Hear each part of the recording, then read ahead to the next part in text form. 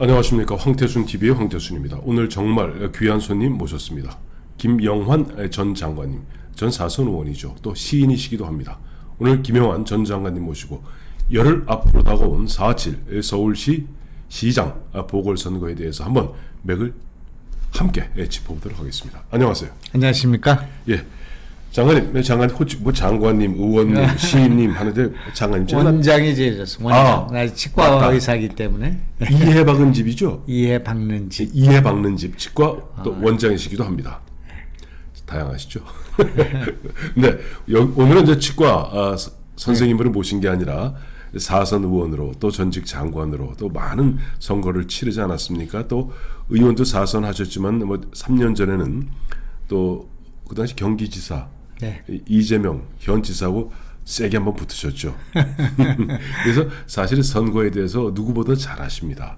자, 우선 가장 초미의 관심인 이번 서울시장 선거 결론 어떻게 납니까? 서울시장 선거는 이번에 야권 승리 가능성 누구나 다 예측하고 있습니다만 네. 변수는 있으나 승리할 것이다 그렇게 보고 있어요. 예예.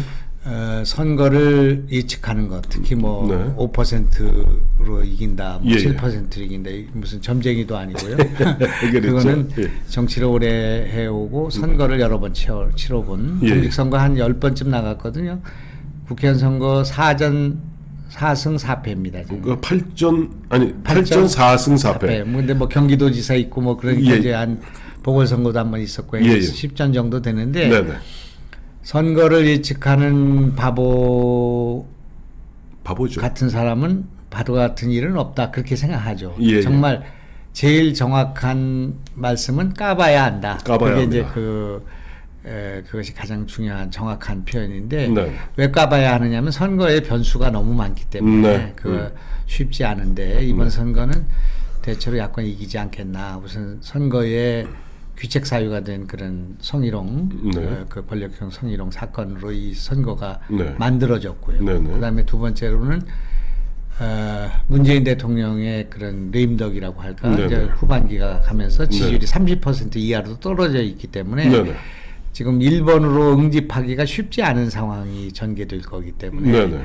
그런 면에서도 좀 그런 면이 있고, 예.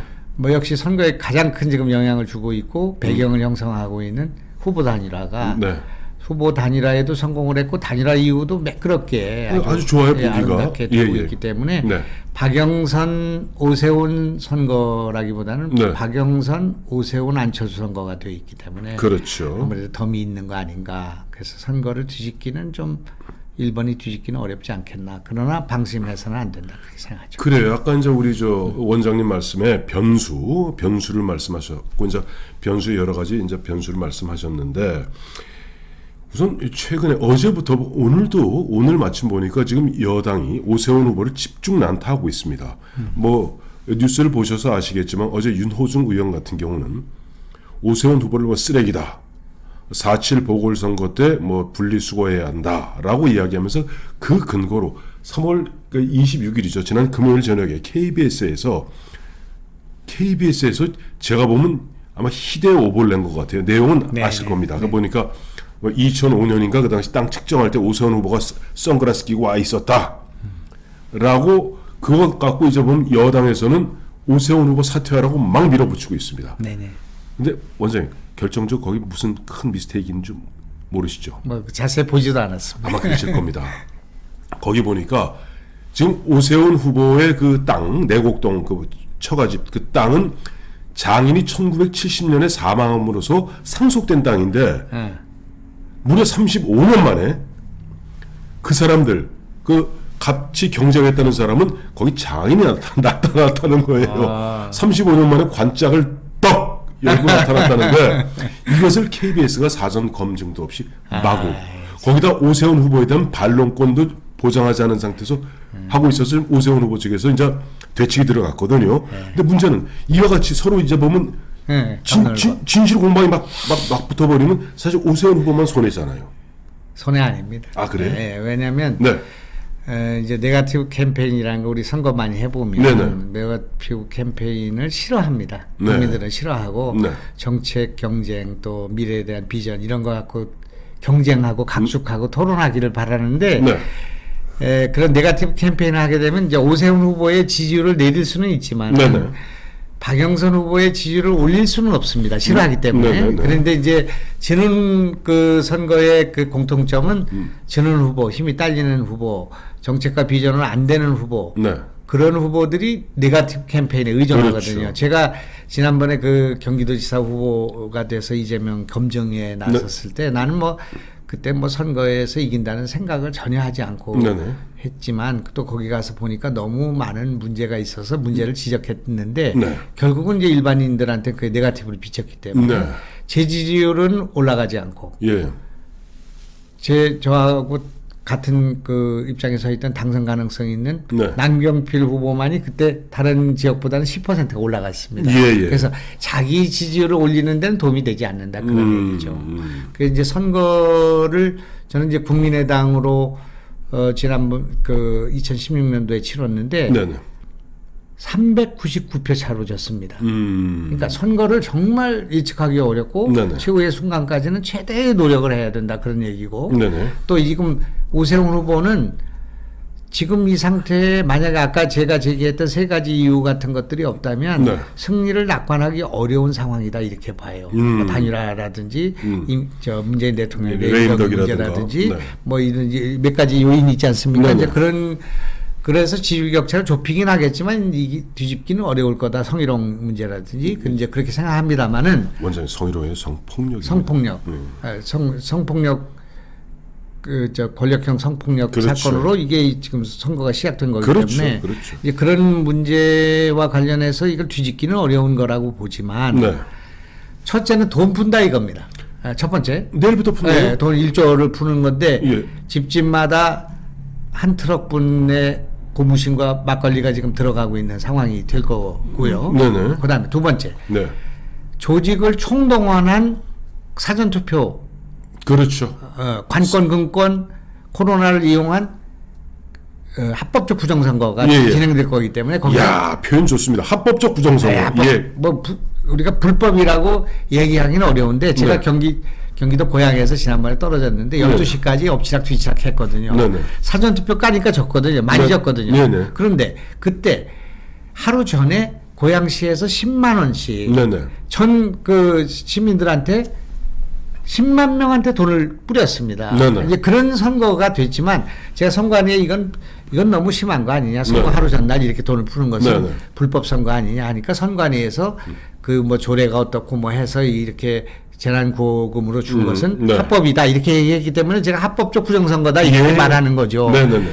관권이 최대한 동원될 수 있는 시의원 전부 갖고 있고 구청장 25개 중에 24개, 24개죠. 국회의원, 시의원 109명 가운데 102명, 네. 그 다음에 구의원 5분의 3 정도를 갖고 있을 거고요. 예. 그 다음에 관변단체 다 가지고 있고 국회의원 41개인가 뭐 갖고 있지 않습니까? 49 중에 41명이 민주당입니다. 완전한 관권 선거를 동원할 수 있는 모든 체제를 가지고 빅데이터를 이용해서 네. 어느 집이 2번이고 어느 집이 사전투표를 가면은 자기를 찍을 것인가를 다 알고 있죠. 알고 있죠. 그거를 선거 지금 이제 한 4, 5일 정도 되면 저쪽에 선거 캠프에 국회의원, 시의원, 도의원 그 모든 의원들이 네네. 구의원들이 전부 사라질 거예요. 유세장에 싹 사라지고 집집마다 들어앉아서 사전투표로 실어나르는 것만 할 것이다 말입니다. 잘 들으십시오. 여러분 바로 이런 겁니다. 그렇기 때문에 이게 바로 합법적 부정선거고 불법적 부정선거입니다. 예, 그래서 지금 20% 차이 난다고 하는 것 가운데서 예. 10%는 좁혀질 수 있다고 생각해요. 그 원장님 원래 우리 선거하면 이런 거 있잖아요. 10%는 5% 땡기고 5% 주면 제로란 말이에요. 그러니까 마침 안 그래도 오늘 보니까 오세훈 후보가 그 얘기했어요. 어제도 보니까 아마 안철수 이제 대표하고 맥주 한잔 하면서 이야기를 나눴던 것 같은데 정말 다행스럽다고 생각하는 게 오세훈 후보나 저 안철수 대표나 공히 20%는 언제든지 뒤집어질 수 있다는 나름대로 위기감을 갖고 있더라고요. 지금은 제가 이제 선거를 많이 정세분석실장을 네네. 김대중 대학 정부부터 4년 동안 네네. 해온 사람으로 각종 선거를 예. 기획해보고 예. 여론조사를 700회 정도를 경험한 저의 경험으로는 네. 지금 현재 한 10% 정도 선에 있다고 보는 것이 예. 그 정확하다. 저쪽이 조직적으로 동원하고 네네. 지금 지지율이 밀린 게 아니고 박영선이 밀린 게 아니라 그 박영선을 지지할 사람들이 명분이 없고요. 아까 성폭력 문제 뭐 아까 얘기한 거요. 그다음에 LH 이걸 LH 가지고 뭐 거기다 뭐 박영선 찍겠다고 말하기 어려우니까 입을 다물고 있고 여론조사 응하지 않을 뿐이죠. 안 하고 있고 투표장에 갈 의사도 의욕도 없는 상태에 있는데 네. 이분들이 응집하게 되면은 네. 아무리 그 우리가 모든 조사에서 지금 국민의힘이 네.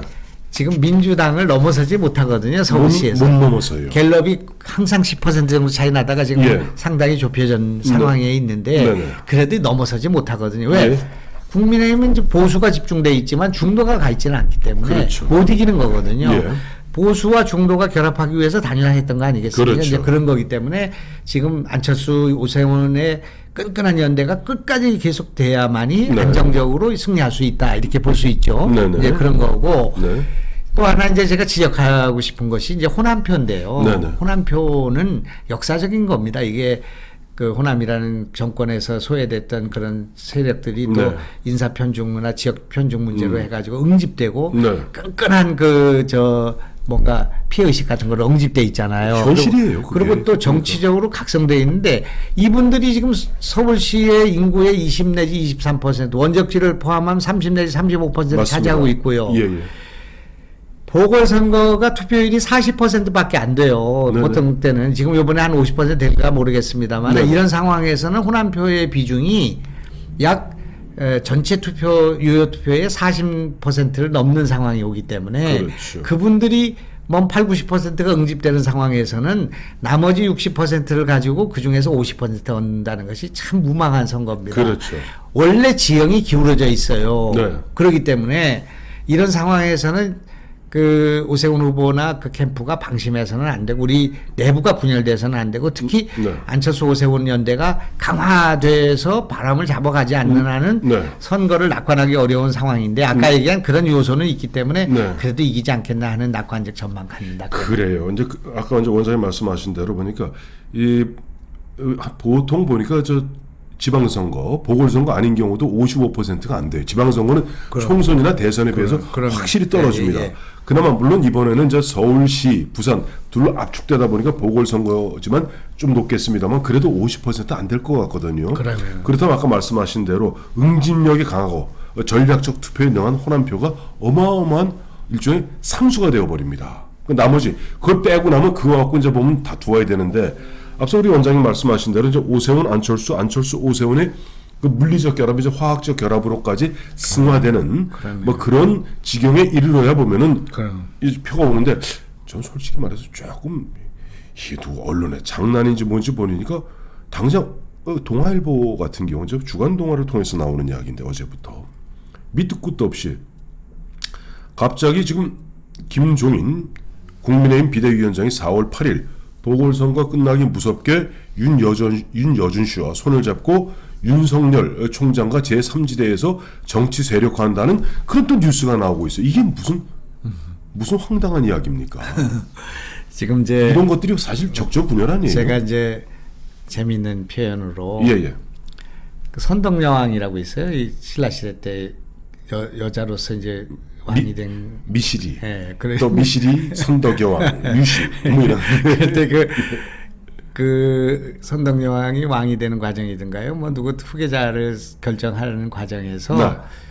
그 별의 시대, 별의 시간, 별이 북두칠성이 북두팔성이 되면서 네네. 그걸 뭐 예견하는 그런 이제 점성술 같은 게 있었습니다만은. 별의 순간. 예, 그리고 뭐 과거에 그거 많지 않았습니까? 고려 시대 같은 때도 별이 뭐 해성이 떨어지면은 뭐 불길한 일이 생기고 그래가지고 예. 그래서 이제 그런 점성의 시대, 역술의 시대가 있었는데 네네. 지금 별의 시대가 시간이 왔다 그런 표현이 뭐 해제하고 있잖아요. 우리 김종일 위원장이 밑도 끝도 없이 별의 순간. 아주 재미있게 하신 말씀인데 예. 그런 말은 나는 적절하지 않다. 지금 그렇게 점성에 의존하여서 표현할 시대가 아니고 네. 또 대통령이 별이 아니고 네. 이게 정말 민주주의 시대에 네. 맞지 않고 광속의 변화의 시대에 맞지 않는 표현이다. 그래요. 그런 농담을 했는데 네. 만약 윤석열이라는 분이 이제 지금 야권의 거의 유일한 대안으로 이렇게 부상이 돼 있지 않습니까? 그렇죠. 이제 그런 상황에서 이거 잘 관리를 해가지고 꼭 정권이 바뀌었으면 좋겠는데 문재인 정권 종식해야 나라가 살 수가 있는데 이런 생각을 갖는 우리로서는 네. 나는 이제 제가 윤석열이라면 네. 모든 원로들의 이야기를 들어야 된다고 생각합니다. 네. 또 김종인 위원장 같은 경륜이 있는 분, 또 윤여준 그런 그 경세가 같은 분들, 네. 뭐 다 경제 전문가 다 들어야 된다고 생각해요. 네. 그러나 한두 사람의 그런 뭐 방략이라고 할까 전략이라고 네. 할까 이런 뭐 방통이나 무슨 제갈량 같은 한 사람을 의존해서 예. 정권을 잡아서도 안 되고 잡을 수도 없다고 생각합니다. 예. 그거는 윤석열이라는 사람이 그동안에 국회에서 해서 우리 국민들 머릿속에 각인된 표현이 있어요. 나는 사람에 의존하지 않고 조직을 믿는다. 사람에 충성하지 않는다. 사람에 충성하지 않는다. 그 말과 네. 같습니다. 네. 팀으로 해야 된다고 생각합니다. 네네. 팀으로. 네네. 그래서 여러 사람의 여러 의견을 듣을 때 판단은 본인이 해야 돼요. 만약의 경우에 뭐 김영환을 찾아와 가지고 김영환한테 정치의 전체를 뭐 2인자든 뭐 1인자든 뭐 해가지고 다 무슨 페이스를 다 만들고 뭐 전략을 짰다고 해봅시다. 네네. 그럼 권력이 저한테 많이 올 거 아니겠습니까? 네. 김영환이 윤석열의 뭐 멘토다. 예를 그렇게 든 건 제가 그렇게 되겠다는 말씀이 아니라 다른 분 예를 들은 겁니다. 이제 그렇게 되면 네. 윤석열의 상황은 김영환이다 이렇게 되는 거죠. 그렇죠. 그래서 그게 선거 때도 그게 문제가 돼요.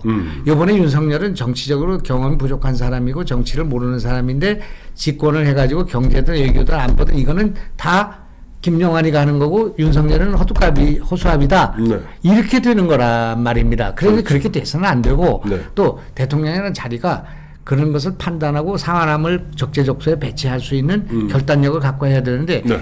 조직에서 쭉 성장해온 윤석열이라는 분이 그렇게 할 리도 없고 네. 그렇게 해서도 안 되고 자천다천 그렇게 주장하고 언론이 그렇게 쓰는 것 자체는 다 제가 볼 때는 다 실현 가능성이 없는 얘기다 그렇게 생각하죠. 그렇게 돼서도 안 된다고 생각합니다. 맞습니다. 이제 사실 그래요. 이제 우리 김영환 원장님 같은 경우는 제가 예전에 김중건 대표를 갖다가 이제 비서실에서 모시고 있을 때 그 당시 대변인 하시다가 바로 이제 과기부 장관으로 가셨죠. 근데 그래요. 이렇게 이제 돌이켜 보면은 그때 이제 대변인 하시면서 그 당시 접했던 벌써 20년 다 돼갑니다만은 그 당시의 기자들하고 요즘 기자들하고 많이 뭐 차이가 있는 것 같습니다. 이거 조금 사족 같은 말씀인데 끼어들어 죄송한데 예. 김중건 실장님 이제 대통령 비서실장님이시죠. 그때 이제 대선 과정에서는 김대중 대통령이 발탁을 해가지고 국정자문회의 의장을 하셨어요. 네네네. 근데 그리고 저는 간사를 했는데. 그때 마포팀. 예, 그래서 그때도 좀 이상했어요. 왜냐면 그게 과거에 구여권 뭐 보수 뭐 영남 이런데 김중건 그분을 왜 발탁하나? 네네. 우리가 지금 50년 만에 정권 교체하는데 난 운동권인데. 네네. 그리고 이제 집권하시고 나더니 비서실장을 발탁하는 거예요. 네네. 영남 출신, 민정당 출신에. 그렇죠. 그리고 뭐 사선인가 뭐 그렇게 삼선인가 네. 그러시고. 그래서 우리가 정권 교체 못하러 했나 저런 사람 비서실장 세우고 이렇게 생각했단 말입니다. 근데 지금 생각해보면 신의 한 수죠. 네, 맞습니다. 그게 김대중이 지금 단일화 정신과 괴를 같이 하는 포용 또 자기가 부족한 국정 경험 네. 이것을 김중건이라는 사람 발탁해서 안정적으로 운영했어요. 네네. 그래가지고 김중건이라는 분이 일전 몇 년 지난 뒤에 이분을 당으로 보낸 거예요. 당대표. 그래서 당대표로 보냈어요. 예. 그 보냈을 때 그때 장관이 누구냐면 노무현 대통령이 해양부 수산부 장관인데 맞습니다. 그분이 낯을 들고 폭탄주 드시면서 김중건을 공격했다고요. 많이 공격했어요. 막 저게 뭐 50 출신을 뭐 하느냐 막 출신의 이렇게 민정당 해서 출신의 장관이 말하자면 대통령의 인사에 대해서 뭐 반기를 든 거 같은 근데 소신 발언 본인은 소신이었겠지만 그것도 술 드시고 낮술 들고 막 기자들한테 그런 일이 있었어요. 그때 제가 당의 대변인입니다. 맞아요. 그러니까 그걸 또 김중건 대표를 또 옹호해야 되는 그런 입장이 있었어요. 그렇죠. 지금 생각해 보면 김대중이라는 분이 네. 그 50년 만에 집권해가지고 정치 보복도 있을 법하고 국민이 분열될 수 있고 IMF는 와 있는 상황에서 네. 보수 세력, 영남 세력 또 그런 국정 운영 이런 거를 하기 위해서 김용건을 발탁했고요. 네네. 그다음에 유신의 본당이라고 볼 수 있고 JP. 뭐 그또 5.16 혁명의 주체라고 볼 수 있고 네. 그게 뭐 안기부로 중앙정보부. 해가지고 중앙정보부로 그 수장 예. 그 김대중 납치 사건에 네, DJ 그런 납치. 뭐 어떤 책임이 있거나 뭐 관여돼 있다고 생각하는 네. 사람을 발탁해가지고 국정 파트너로 연정 내지는 뭐 이렇게 같이 했잖아요. 그렇죠. DJP 연합을 한 그렇죠. 거잖아요. 예. 그때는 이해를 못했지만은 참 그런 포용력이라고 합니다. 네. 그러면서도 또 상대편에 대한 그런 그 전두환 사면을 했고, 맞아요. 그 전직 대통령이 김영삼 대통령을 정치보복 하지 않았잖아요. 절대 안 했죠.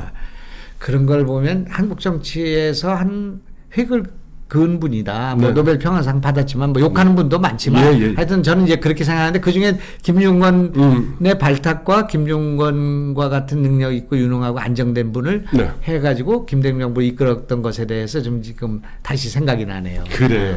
보면 그렇습니다. 보면 이제 이번에 4.7 보궐선거 놔두고 저는 그래요. 기본적으로 계속 아까 우리 저 원장님 또 장관님 말씀하셨습니다만 지금 레임덕이 그냥 온 게 아니거든요. 문재인 정부 4년 동안 보여주었던 것은 누가 얘기하지 않습니까? 대통령 공약, 후보로서의 공약, 대통령 취임사에서 약속한 부분 딱 한 가지 빼고 다 못 지켰다는 거 아니에요? 딱 한 가지 지킨 거. 한 번도 경험해보지 못한 나라를 만들었고 그리고 계속 편가르기 하고 사람하고 그다음에 앞서 말씀하셨던 합법적 부정성을 버젓이 저지르고 여기에 대해서 국민들이 화가 나고 이 화가 난 부분을 갖다가 사실은 지난해 4.15 총선 때 심판했었어야 돼요. 근데 그때도 코로나라는 그런 전대미문의 상황 속에서 심판이 안 이루어졌던 거고 이번 4.7 심판해야 되는데 우리 원장님, 의원님, 장관님 걱정은 사실 20% 10% 그 차이는 앞서 말씀하신 대로 어마어마한 이른바 합법적 부정선거를 통해서 얼마든지 뒤집을 수 있다.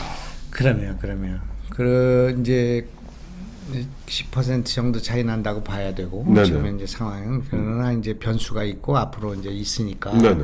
지금 이걸 막아갈 수 있는 방법은 이제 만약 오세훈을 네. 국민의 힘으로 묶으면 이긴단 말이에요. 네네. 그러니까 내가 이제 오세훈 캠프에 내가 뭐 거기 지금 참여를 못 하고 있으니까 네. 몇 가지 조언을 하자면 네. 첫째는 절대 네거티브를 줄여야 된다. 네거티브 줄여라. 저 우선 오세훈은 네거티브를 줄여야 된다. 네. 자기 비전을 가지고 이럴 때일수록 네. 정책으로 해야 된다. 그런 네. 생각을 갖고요. 두 번째는 그냥 너절한 유세 같은 걸 하지 말고 안철수 오세훈 유세로 집중해야 된다. 그렇게 해서 좀 사람들의 각인을 거기다만 그 언론도 뭐 그것만 보도하니까. 네. 근데 거기에 초점 맞추는 것이 굉장히 중요한 중도를 가져올 수 있는 그런 부분이니까 그렇게 하는 게 좋겠다. 그다음에 선택과 이번 집중. 서울시장 선거 앞으로 남은 일주일 동안은 네. 문재인 대통령에 대한 직접적이고 그 뭐 무슨 말실수는 아니지만 뭐 무슨 치매, 뭐 그런 중증 그런 거는 절대 안 하시는 게 좋겠다. 네. 왜냐하면 문재인 대통령에 대해서 또 연민과 애정을 갖고 있는 사람도 이번 서울시장 선거에는 이거는 오세훈 찍어야 되겠다는 사람들 상당수 존재하거든요. 그렇죠. 그러니까 이제 그렇게 해야 된다고 생각하고요. 네네. 그래서 이제 무난히 이거 잡고 또 하고 나면 또 서울시 또 통합해서 운영해야 되잖아요. 그렇죠. 그러니까 이제 그렇게 하시면 좋고 이번에 하여튼 그 안철수 오세훈은 제 기대 이상입니다. 나는 이제 안철수 이제 후보 경쟁을 할 때 네네. LH 사건이 일어나서 두 사람 다 누가 돼도 이길 수 있다는 조사가 나오는 순간에 네. 안철수한테는 치명적이죠. 네. 무슨 얘기인지 알죠? 알죠. 거기서 이제 안 된 거죠. 예, 안철수는 이기고 오세훈은 안 된 어렵다 네. 그래야지 안철수를 못 이기는데 둘 다 되는데요. 뭐. 그런데 선거가 지금 20일밖에 안 남은 상황에서 열흘 남았어요. 아니 후보 단일화가 그때, 예. 후보 단일화가 네. 투표용지하고 똑같이 해야 된다 그런 얘기예요.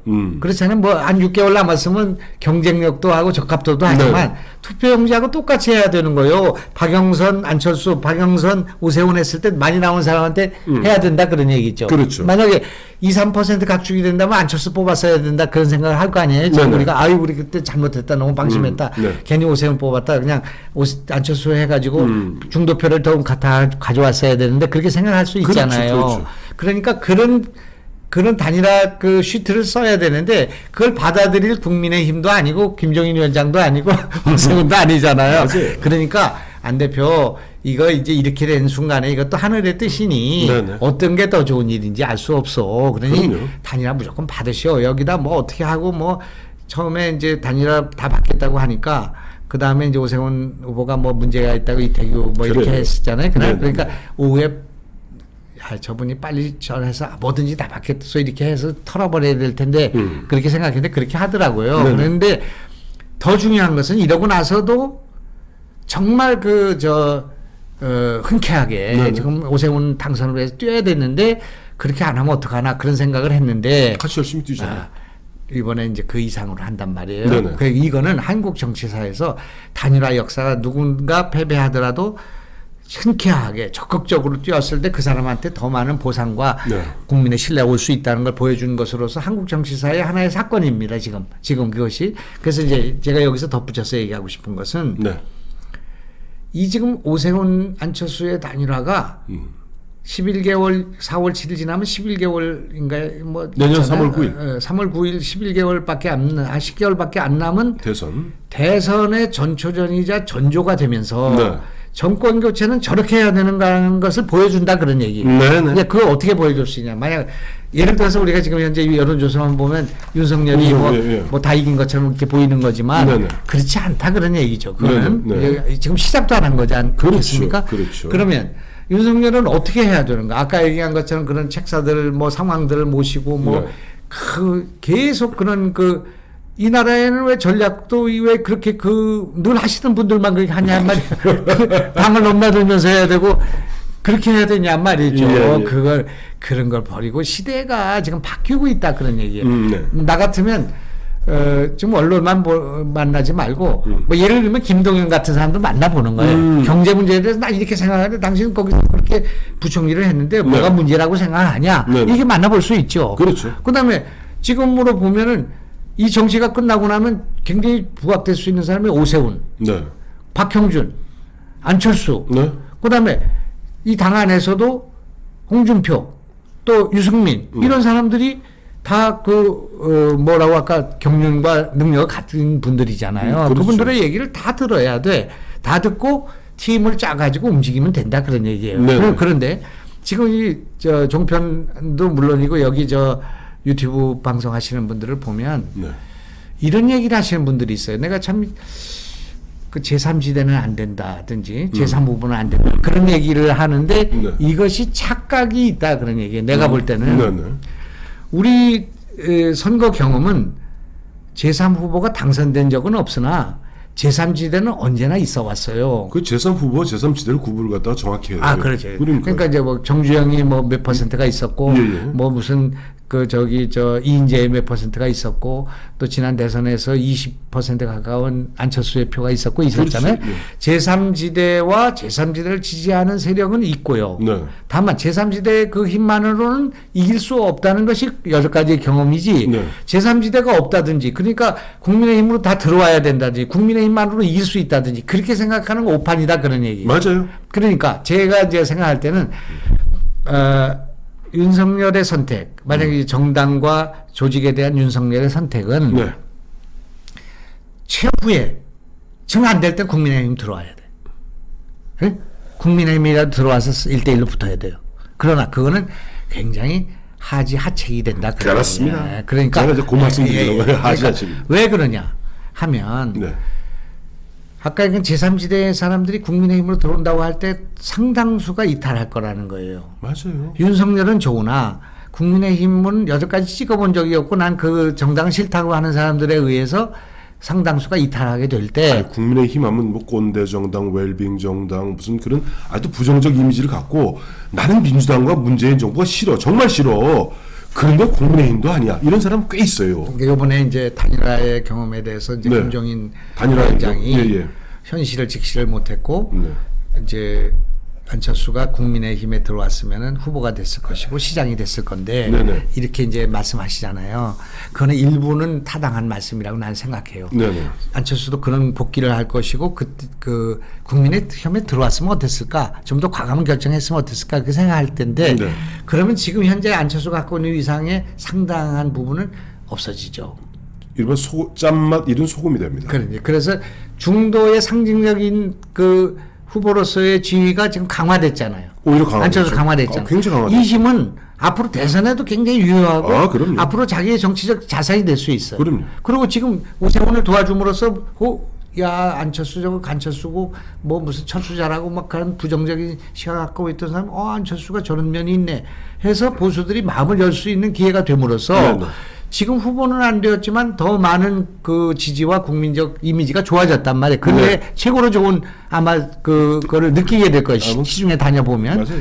오히려 뭐 요새 가면 뭐 오세훈 못지않은 인기를 누릴 거 아니겠습니까? 예. 이제 그러니까 이제 그런 면에서는 윤석열을 너무 국민의힘에 들어와서 빨리 봐라 안철수 봐라 너 이렇게 되니까 너 해라 그거는 가지아책입니다. 다르다 이거죠. 왜냐면 맞아요. 윤석열은 지금 현재 어떻게 돼 있냐면 야권 후보 단일화가 이미 돼 있는 사람이에요. 지금 현재 조사로만 보면 네네. 누구하고 각축이 안 되잖아. 네. 이재명 누구야 이낙연의 경쟁만큼도 없잖아요 지금 그렇죠. 여기가. 그러니까 야권은 지금 윤석열로 단일화가 돼 있는 상황인데 네.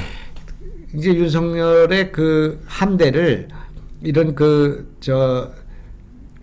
항공모함처럼 이렇게 구축함을 다 구축해서 갈 건가 아니면 그 함대 하나에다가 집중할 것인가 그런 문제잖아요. 네. 이제 그러니까 이번에는 이제 제가 볼 때는 이미 국민의힘만으로는 안 할 거잖아요. 왜냐하면 그렇죠. 국민의 당이 합치기로 했잖아요. 예, 예. 그런 면에서 정권 정계 개편에 전당대회의 정계 개편에 국민의힘과 국민의 당은 합치는 거야. 흡수 통합이든 합치는 거죠. 네, 네. 그러니까 이미 정계 개편 시작됐다 그런 얘기예요. 네, 근데 정계개편이 시작됐다. 네, 정계 개편 시작됐고 국민의힘과 국민의 당은 합쳐진다 그런 얘기죠. 그리고 그건 약속을 했잖아요. 그러니까 이름을 바꾸든 뭐 흡수 통합이 되든 그렇게 돼 있고 예, 예. 그 촉매제는 안철수와 국민의힘이 하게 돼 있으니까 당이 하게 돼 있으니까 명분은 되잖아. 네. 국민의힘은 아니잖아요 지금. 이제 그렇게 되고 그 다음에 안철수를 지지하고 있는데 국민의힘은 지지하지 않았던 세력이 같이 결합하죠. 그 시민단체가 되든 네. 뭐 무슨 법조 개혁을 원하는 사람이 되든 그게 이제 들어올 수 있을 거 아니겠습니까? 제3지대가 됐든. 네. 그리고 민주당에서 지금 말은 안 하고 있지만 지금 이 정부와 이런 진영 논리, 개파 정치, 뭐 문재인 식의 저는 패권 정치에 대해서 반대하는 사람들이 있단 있어요. 말이에요. 그런 부분과 그 지지 세력이 여기 합치하면 되는 거야. 이를테면 뭐 네.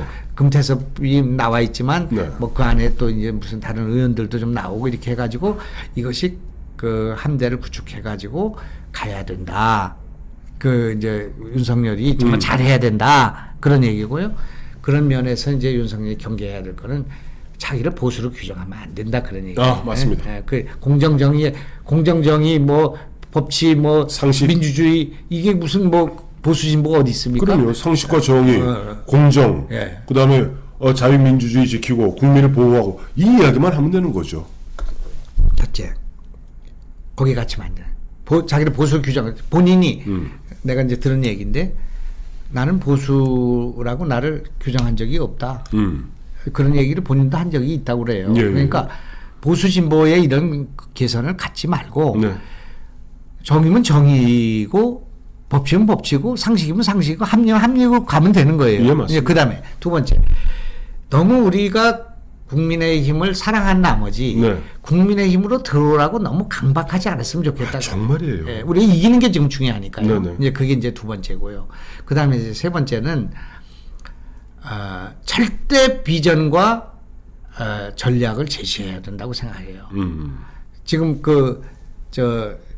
윤석열은 이제 반문재인 정선만 가지고 선거를 치르면 안 된다 그러네. 나는 반사 이익에만 안주하면 망한다. 문재인 싫어하는 사람 다 모이자. 요즘에 이제 그것 때문에 많이 모인 거 아니겠습니까? 그렇죠. 이제 그걸로 하지 말고 내가 집권했을 땐 앞으로 내가 뭘 하겠다. 그렇지. 그거를 네. 작으면 작은 대로 모질라면 모질라는 대로 제시하고 국민한테 평가를 받으면 된다 그런 얘기죠. 네. 그리고 너무 완벽한 전지전능한처럼 무오류한 사람 할 건 없다 그런 얘기죠. 맞습니다. 나는 능력이 부족하지만 좋은 사람들 들려 쓰겠다. 그러면 되는 거죠. 그래서 그분이 갖고 있는 상식과 합리와 지금까지 해왔던 그런 권력에 대항하는 의지와 네. 집념 이것만 가지면 대통령 자격은 충분한데 네. 문제는 이걸 그냥 너무 완벽하게 틀을 짜서 하려고 뭐 사람들 찾아다니고 하다 보면 실수가 나올 수가 있으니 네. 내 생각에는 팀으로 해야 된다. 조직에 충실해야 된다. 네. 충성해야 된다. 그런 거 원칙에 충실하면 되지 네. 사람 한두 사람에 의존하는 정치하면 안 된다. 그다음에 국민의 힘이 주축이지만 국민의 힘만으로는 안 된다. 그러니까 그 정치를 크게 짜고 하는 게 좋겠다. 그리고 그동안에 이 국민의힘 바깥에 있었던 세력들이 있잖아요. 네. 뭐 태극기니 뭐 이런 것도 있고 네. 홍준표 이런 분도 있고 뭐 네. 윤상현인가 이런 분도 있고 이거는 이번에는 시대가 바뀌었기 때문에 네. 오세훈 당선되고 난 뒤에는 지금 안철수까지 받아들이는 판이니까 네. 그분들도 다 용광로 집어넣어 가지고 경쟁하고 각축할 수 있도록 기여할 수 있도록 하는 게 좋겠다. 그런 생각을 제가 하고 있습니다. 그렇습니다. 오늘 저 김영환 원장님, 치과 원장님이십니다. 김영환 전 4선 의원님, 김영환 전 장관님, 과기부 장관님, 아까 본인이 말씀하셨네요. 10전 4승 4패 한 2. 그 선거 또 보면은 예전에 집권 여당에서 오랜 기간 동안 선거 정세 분석 갖다가 하셔갖고 너무나 아주 명쾌한 설명. 이번에 4.7 보궐선거에서 내년 3월 9일 대선 이 전체를 갖다가 한꺼번에 아울러 한 분석해 주셨습니다. 이게 오늘 너무나 많은 말씀, 이 잘라야 되나 말아야 되나 잘 모르겠습니다. 그래 오늘 우리 저 원장님 감사합니다. 고맙습니다. 네.